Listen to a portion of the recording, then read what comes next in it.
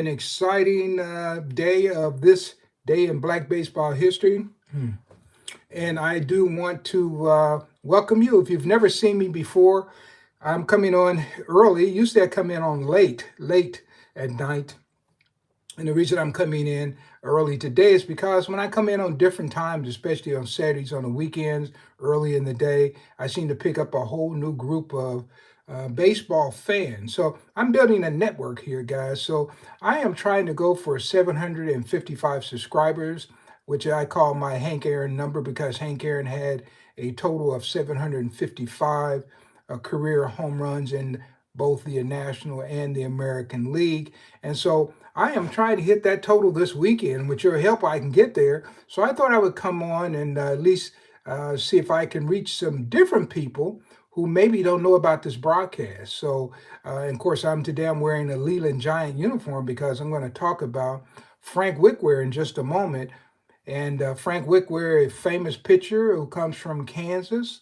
He is buried out in Schenectady, New York. I was out there last year, and actually, I played the taps at his funeral and gave a funeral at his cemetery grave site, and also drew a group of people and was able to get some attention for this legendary baseball player. So there, and of course, I've been doing some other work since then. So there'll be some good news coming up on Frank Leland really soon. So as soon as I get a couple of people to join in, I will go ahead and give you this fact. So once again, my name is Phil Dixon, and I'm a baseball historian with over 46 years of experience in this topic. So I don't know if you've heard of me before or if this is something that's new to you, this whole Negro League baseball experience. So I'm especially trying to reach out to young people who maybe need to carry this legacy on long after people like myself have gone on to glory, right?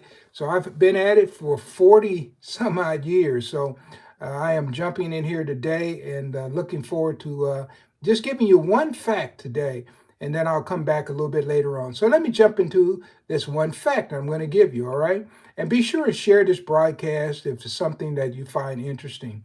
But on April the 4th, of course, today is the April 4th, 2026, but we're going to take you back to April the 4th, 1915. And on that particular day, Frank Wickware struck out 11 batters in a Chicago American Giants 3-0, 3-0 win at Everett, Washington, out in the great state of Washington, versus the Aberdeen Black Cats. Now, how many people have ever heard of Frank Wickware? All right.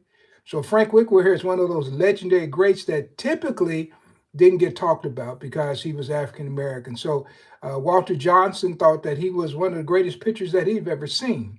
And they were both from Kansas. So he thought a lot of Frank Wickware, and they had some hookups and some battles and later on. So, but yeah, so the reason I wanted to come on because there's some information I need to clear up. So I am going to let you know about Frank Wickware, the great season he had in 1910 with the Chicago Leland Giants.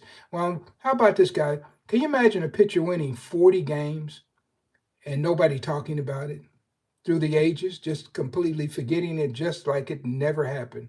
Well, that's what happened to Frank Wickware.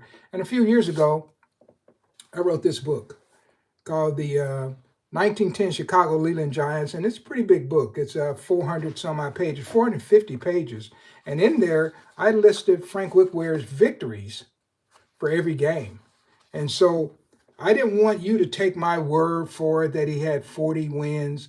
I wanted you to see how he achieved the 40 wins. And would you believe, guys, I'm missing games. And so there are games that I don't have. So let me tell you what I did. I went by, and so for instance, I started in March, and then in March 27th, he beat the Memphis Tigers. All right. He's with the Leland Giants. Now they went down to Florida, and they're working their way back to Chicago. Of course, he beat the Argenta Grays. That's Argenta, Arkansas. And then, of course, he beat the Oklahoma Monarchs. So they're working their way through Arkansas. Now they're in Oklahoma. Then they come to Kansas City, Kansas. And what's interesting is the game in Kansas City, Kansas, they didn't keep track of it. So I'm missing that game, but they played about 3 games in Kansas City, Kansas, and I think there was only information on one of the games, right? And that was the game that Rube Foster pitched, not the one that Frank Wickware pitched. But then he goes on, and I think he had like 3 wins in May. Then he had 1, 2, 3, 4, 5, 6 wins in June. And then in July, he had, well, actually, I can go back to June. In June, he pitched a no-hitter as well on June the 5th. So this guy's really good. And this is his first year in big-time baseball coming out of Texas, where he had been playing. So in July, he wins 1, 2, 3, 4, 5 games in July, right? So he's on a roll. This is how you get to 40. Then in August, he wins 1, 2, 3, 4, 5, 6, 7, 8 games in August, right? And then he goes on to September and plays 1, 2, 3, 4, 5, 6, 7, 8, wins 8 games. So that's 16 games in just 2 months right there. But this is a legendary player, guys, and Frank Wickware is his name. And he was born in Girard, Kansas, and I presented there, and I hope to go back there this summer as well. Then he grew up in Coffeyville, Kansas, and Coffeyville is not that far from Girard, so I hope to go there as well. So anyway, guys, I just wanted to give you just one fact on the name Frank Wickware, and I want you to look this guy up because he was a legendary player and just not getting enough attention, guys. And so I've been trying to do everything I can to make this a name that is a household name, right? There's not a lot of photographs of Frank Wickware. We're still digging around, trying to find more. But if you have learned nothing else today but a new name, Frank Wickware, then you've learned a lot. And just think, if a person like Walter Johnson, who was a distinguished pitcher himself, thought that Frank Wickware was the greatest pitcher he had ever seen, and he also said, hey, I don't want to bring any shame to, Christy Mathewson and those guys, but he said, Frank Wickware was incredible. He thought a lot of Wickware, all right? So I just want you to think a lot of Wickware. So guys, this is just a short broadcast. I'm going to go off. But what I do want you to do, if you like what's going on here, subscribe, because I'm trying to get this 755 subscribers. Now, that's not a lot compared to some of these people. I was listening to a guy who I listened to. He's trying to go for like 7,000 subscribers. I'm going for 755. But mine is a unique network. This is a network of people who care about this topic.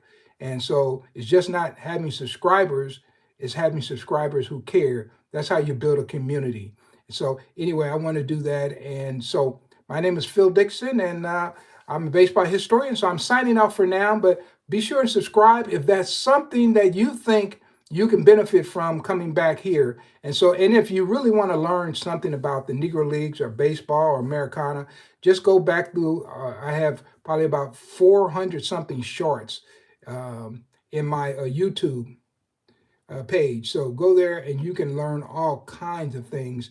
And I've been doing this since June. And so I'm trying to hit this magic number of 1,000 subscribers within a year. All right. So thank you guys, and you have a nice day, and I'll be back with another edition of This Day in Black Baseball History. So remember that name, Frank Wickware. All right, you got it?